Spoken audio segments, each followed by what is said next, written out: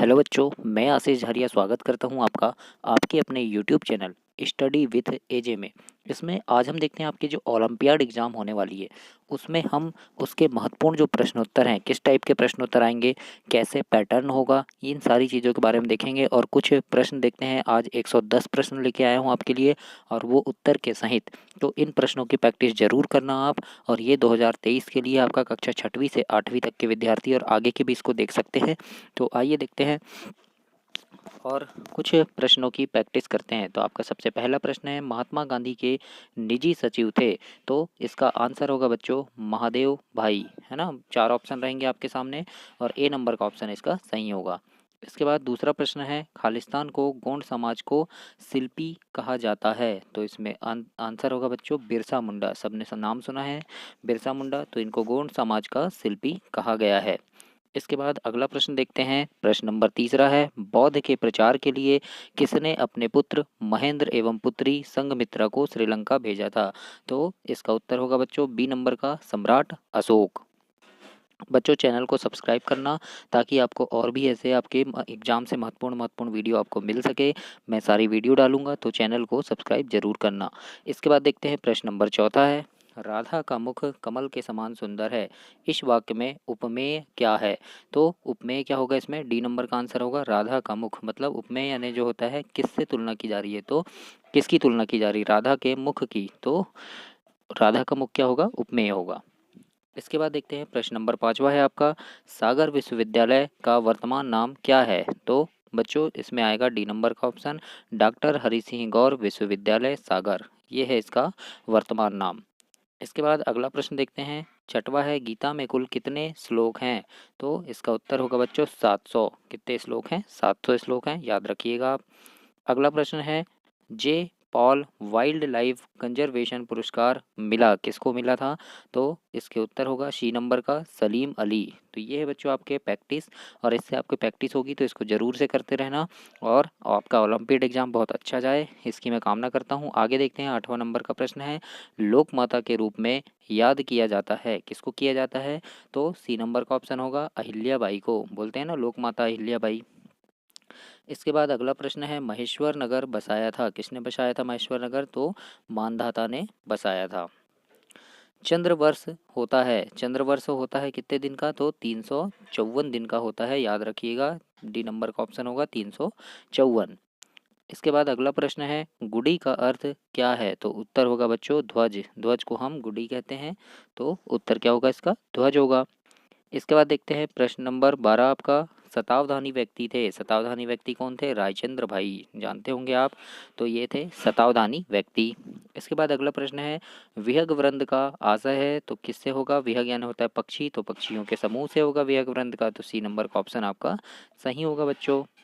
अगला देखते हैं। इसके बाद तानसेन के गुरु थे, कौन थे तानसेन के गुरु। तो बी नंबर का ऑप्शन आएगा इसमें महावीर स्वामी हरिदास, ये थे तानसेन के गुरु।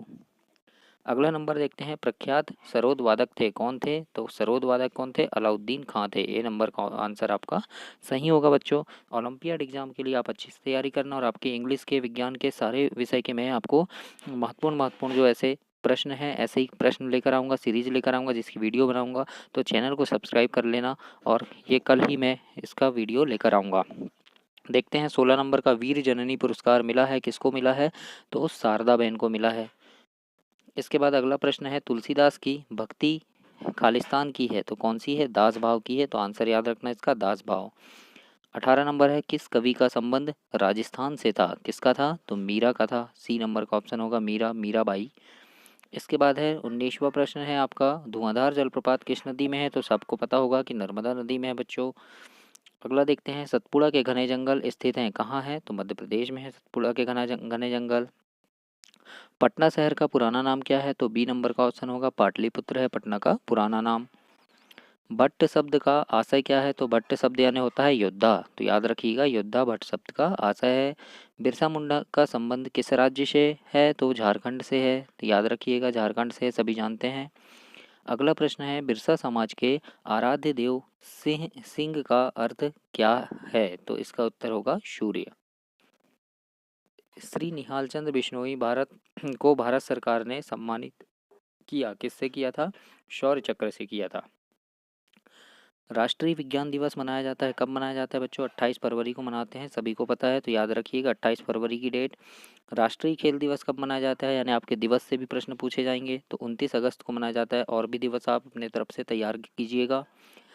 नीलगाय समास है, यानी आपका समास भी पूछा जाएगा इसमें, तो कर्मधारय समास में है। नीलगाय में कौन सा समास है? कर्मधारय, मतलब नीली है गाय, है ना, नीलगाय। मांडले झील को तीर्थ माना माना है किसने? सुभाष चंद्र बोस ने माना है, पढ़े हैं आपने पुस्तक में। हॉकी का जादूगर कहा जाता है किसको? मेजर ध्यानचंद को कहा जाता है। इसके बाद अगला प्रश्न है, तुलसीदास के अनुसार संत किसके समान है? तो सी नंबर का ऑप्शन होगा, हंस के समान है ना। तुलसीदास के अनुसार किसके समान है संत? तो हंस के समान है। 32 नंबर है आपका, भारत सरकार ने डॉक्टर रमन को उपाधि देकर सम्मानित किया, कौन सी उपाधि दी? तो भारत रत्न दिया। आग में कूदना का अर्थ क्या होता है? तो इसका नंबर बी नंबर का होगा, जान जोखिम में डालना। आग में कूदना मतलब जान जोखिम में डालना, जानबूझकर, है ना। प्रश्न नंबर 34 है, मध्य प्रदेश की जीवन रेखा क्या है? तो नर्मदा नदी है, सभी को पता है।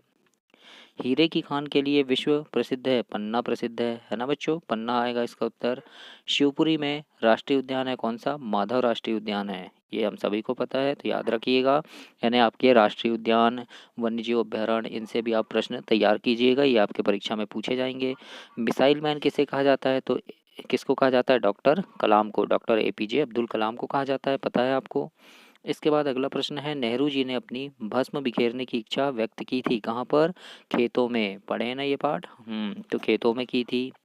पेट में चूहे कूदने का अर्थ क्या है? तो क्या होता है? भूख लगना, है ना, बोलते हैं पेट में चूहे कूद रहे हैं। अगला प्रश्न है, हमें जीवों के प्रति भावना रखनी चाहिए, कैसी? दया की भावना। स्टूल शब्द है, कौन सा शब्द है ये? विदेशी शब्द होगा, तो देशज शब्द, विदेशी शब्द, इनसे भी आप प्रश्न तैयार कीजिएगा। प्राचीन सभ्यता का प्रतीक रही है क्या? गंगा नदी। भारत भवन स्थित है, कहाँ स्थित है? तो भोपाल में स्थित है, याद रखना, दिल्ली नहीं लगा देना, कहाँ है? भोपाल में है भारत भवन। 25 दिसंबर को जन्मदिन मनाया जाता है, किसका रहता है? ईसा मसीह का, क्रिसमस डे मनाते हैं ना। अभिज्ञान शकुंतलम के रचयिता है कौन है? कालिदास है, याद रखिएगा, सी नंबर का ऑप्शन होगा आपका। रानी अवंतीबाई किस जिले से है? तो ये सिवनी जिले की है ना, अवंतीबाई, तो सिवनी इसमें आंसर लगाइएगा। भोजन के बाद किया जाने वाला आसन है, कौन सा आसन है? वज्रासन, याद रखना, वज्रासन करते हैं हम भोजन के बाद। सूर्य नमस्कार में आसन है, सूर्य नमस्कार में कितने आसन है? 12 आसन है कुल। 12 जनवरी को होता है सूर्य नमस्कार, याद होगा आपके स्कूल में, है ना, होता है ना। श्रीमद् भगवद गीता में अध्यायों की संख्या है, कितने अध्याय हैं? 800। और हमने क्या पढ़े थे अभी कि श्लोक कितने हैं? तो 700, सॉरी अध्याय कितने हैं? 18 अध्याय हैं। 700 बोला मैंने, गलती हो गई। 18 अध्याय हैं, याद रखना, और 700 श्लोक हैं। बिस्मिल के गुरु का नाम क्या था? तो सोमदेव था, ये भी याद रखिएगा। रुपए के नए अंतर्राष्ट्रीय प्रतीक की लिपि क्या है? तो देवनागरी है, देवनागरी लिपि में लिखते हैं ना रुपए। आज़ादी के परवाने नवयुवकों ने हस्ताक्षर किया, आज़ादी के परवाने पर नवयुवकों ने हस्ताक्षर किया, कैसे? रक्त की स्याही से किया था, याद रखिएगा। तुम मुझे खून दो मैं तुम्हें आज़ादी दूंगा, किसका नारा था? तो ये सुभाष चंद्र बोस का नारा था, याद रखना। इमली के मसालेदार पानी के केरल में क्या कहते हैं? तो क्या कहते हैं इसको? रसम कहते हैं, याद रखिएगा। केरल को भारत का क्या कहते हैं? तो नंदनवन कहा जाता है, क्या कहते हैं? नंदनवन। केरल का नृत्य क्या है? कथकली नृत्य है केरल का। फिर देखते हैं, नरेंद्रनाथ के गुरु का नाम क्या था? तो स्वामी रामकृष्ण परमहंस था इनका नाम। पृथ्वी पर रहने वाले जीव क्या कहलाते हैं? तो थलचर कहलाते हैं, है ना। पानी में रहने वाले को जलचर कहते हैं, है ना, और दोनों में जो रहते हैं उनको उभयचर कहते हैं, और पृथ्वी पर रहने वाले को थलचर। बसंत के स्वागत में गीत गाती है, कौन गाती है? कोयल गाती है, याद है ना, कोयल गाती है बसंत के स्वागत में गीत। मेघ मल्हार राग है बादल को आमंत्रित करने का, मेघ यहाँ नहीं बादल होता है, तो मेघ से याद रखना, बादल को आमंत्रित करने का है। डॉक्टर भाभा को PhD मिली, कब मिली थी? 1941 में मिली थी। भाभा अणुशक्ति अनुसंधान संस्थान कहाँ है? तो ये बॉम्बे में है, याद रखिएगा, बॉम्बे। महारानी लक्ष्मीबाई की तलवार से घायल होकर भागा था कौन? लेफ्टिनेंट वाकर, याद रखिएगा नाम। लक्ष्मीबाई की बचपन की सहेली कौन थी? तो बर्छी और ढाल थी उनकी सहेली।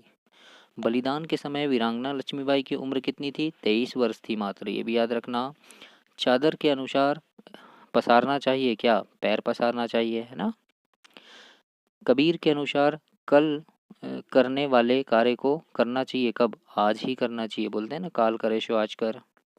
मीरा का कृष्ण के प्रति कैसा भाव है? तो पति का भाव था, है ना? कैसा था? पति का। सम्राट अकबर के नवरत्न में से एक थे, कौन थे? तानसेन थे, है ना? गंधर्व भी नहीं थे, अलादीन भी नहीं थे, हरिदास भी नहीं थे, कौन थे? तानसेन थे। आरोग्य सम्राट कहा गया है किसको? आकाश तत्व को कहा गया है। सूर्य नमस्कार करने से शरीर में उत्पन्न होते हैं क्या? लाल रक्त कण उत्पन्न होते हैं, ये भी याद रखिएगा। हमारा शरीर तत्वों से मिलकर बना है, कितने? 5 तत्वों से मिलकर बना है। विशेष शब्द में उपसर्ग क्या है? तो वी, यानी जो पहले लगता है वो उपसर्ग है, नहीं वी पहले लगा है तो उपसर्ग है।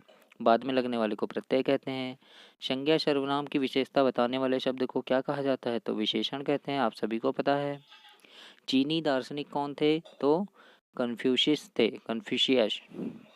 सूर्य का पर्यायवाची नहीं है, क्या नहीं है? भास्कर तो है ना? भानु भी है, रवि भी है, मयंक नहीं है, तो आपका आंसर आ जाएगा मयंक। सफलता शब्द में ता क्या है? तो ता जो है ये प्रत्यय है, बाद में लगता है वो प्रत्यय कहलाता है, तो प्रत्यय आपका आंसर होगा। उज्जैनी के सम्राट का नाम क्या था? तो विक्रमादित्य था। क्या नाम था? विक्रमादित्य, याद रखिएगा। चारुचंद्र की चंचल किरणें में अलंकार है कौन सा?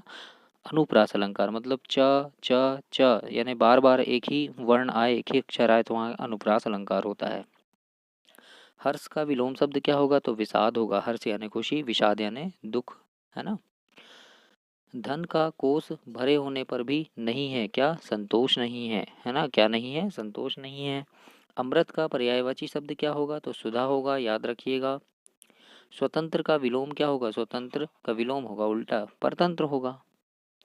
मधुर वचन है, कैसा है? औषधि है ना? तीर भी नहीं है, नीर भी नहीं है, छार भी नहीं है, कैसा है? औषधि है। घोड़ा बांधने के स्थान को क्या कहा जाता है? तो अस्तबल कहते हैं, याद है सभी को? याद रखना बच्चों। और इन प्रश्नों को अच्छे से प्रैक्टिस करना इसकी, और आपकी अंग्रेजी की, विज्ञान की, गणित की सारे प्रश्न मैं लेकर आऊँगा, तो चैनल को सब्सक्राइब कर देना ताकि ऐसी वीडियो आपको और भी मिले। और अभी देखते हैं आपका 86 नंबर का प्रश्न है, काव्य की शोभा बढ़ाने वाले शब्द क्या कहलाते हैं? तो अलंकार कहलाते हैं बच्चों। श्रृंगार रस का स्थायी भाव क्या है? तो रति है। डॉक्टर चंद्रशेखर वेंकट रमन को नोबेल पुरस्कार मिला, क्यों मिला था? तो रमन प्रभाव के कारण मिला था, पता है ना सबको। राष्ट्रीय पर्व है कौन सा है? गणतंत्र दिवस है ना? ये क्या है? सब राष्ट्रीय पर्व है, यानी पूरे देश में मनाया जाता है, इसको राष्ट्र में मनाया जाता है। शुद्ध शब्द चुनिए, कौन सा शब्द है शुद्ध? ये भी गलत है ना? ये भी गलत है। श्रृंगार भी नहीं होता, श्रृंगार भी नहीं होता, ये बी नंबर का सही होगा आपका, श्रृंगार। पूर्ण विराम चिन्ह का प्रयोग किया जाता है, कब किया जाता है? तो वाक्य के अंत में, है ना? अंत में क्या करते हैं हम? पूर्ण विराम लगाते हैं, ऐसा, यानी वाक्य जब पूर्ण हो जाता है तब। व्यंजन संधि का उदाहरण क्या है? तो सज्जन जो होगा व्यंजन संधि होगा, है ना? देखो, सुरेश सुर धन ईस, है ना? ये भी नहीं है। वागीश वागधन ईस, रविंद्र रविधन ईद, रविधन इंद्र, है ना? और सज्जन, तो सज्जन क्या होगा हमारा? व्यंजन संधि संधि होगा। सतधन जन। इसके बाद देखते हैं 93 नंबर है, फूल का पर्यायवाची शब्द नहीं है, क्या नहीं है बोला है? तो पुरुष, इसमें क्या आ जाएगा आपका आंसर? पुरुष होगा, क्योंकि सुमन पर्यायवाची है, कुसुम पर्यायवाची है, पुष्प पर्यायवाची है ना, पुरुष नहीं है। आग में घी डालना मुहावरे का अर्थ क्या है? तो क्रोध को और बढ़ावा देना, मतलब जो गुस्सा है उसको और गुस्सा करना, ये क्या होता है? आग में घी डालना। रानी कर्मावती ने राखी भेजी थी, किसको भेजी थी? हुमायूं को, पता है आप सभी को, तो लगा दीजिएगा। त्रिवेंद्रम का प्रसिद्ध सागर तट है, कहाँ है? कोवलम। विलोम शब्द में सही जोड़ी नहीं है, इसमें आएगा आपका धरती समुद्र, है ना? विलोम शब्द में सही जोड़ी यानी विश्वास का अविश्वास होता है विलोम, जय का पराजय होता है, सुगम का दुर्गम होता है, और धरती का विलोम आसमान होगा, समुद्र नहीं होगा, है ना? तो ये आपका सही आंसर होगा। पंछी तद्भव शब्द है, इसका तत्सम क्या होगा? तो पक्षी होगा, है ना? पंछी का पक्षी होगा। दोहा में चरणों की संख्या कितनी होती है? तो 4 चरण होते हैं, दोहा में होते हैं ना, ऐसे एक लाइन, फिर दूसरी लाइन, फिर ये तीसरी, फिर चौथी, ये 4 चरण हो गए। आग नाक ना होती विद्या है, अगर नाक ना होती विद्या है, तो क्या है ये? व्यंग है। आग का तत्सम शब्द क्या होगा? तो अग्नि होगा, आग का अग्नि होगा, है ना? देखो, आंगन भी नहीं होगा, अग्नि ये नहीं होगा, ये आगी भी नहीं होता, अग्नि इसमें सही आएगा। औपचारिक पत्र का उदाहरण है, औपचारिक पत्र का उदाहरण क्या होगा? अवकाश हेतु आवेदन, ये क्या हो जाएगा हमारा? औपचारिक पत्र होगा, है ना? पिता को परीक्षा देना, ये भी नहीं होता, पिता को परीक्षा की जानकारी देना भी नहीं होता, है ना? तो क्या होगा इसमें? अवकाश हेतु आवेदन। जहाँ पुत्र या शिशु के प्रति स्नेह भाव का वर्णन हो, वहाँ कौन सा रस होता है? तो वात्सल्य रस होता है बच्चों। सही शब्द चुनकर लिखिए। क्या है यहाँ सही शब्द? देखो, संपिति भी नहीं है ना? समर्पित ऐसा भी नहीं लिखते, समर्पित ऐसा नहीं लिखते, ये वाला सही होगा हमारा समर्पित। देशज शब्द का उदाहरण है, क्या होगा? छोछक, ये होगा हमारा देशज। ब्याह नहीं होता, ब्याह विवाह है ना।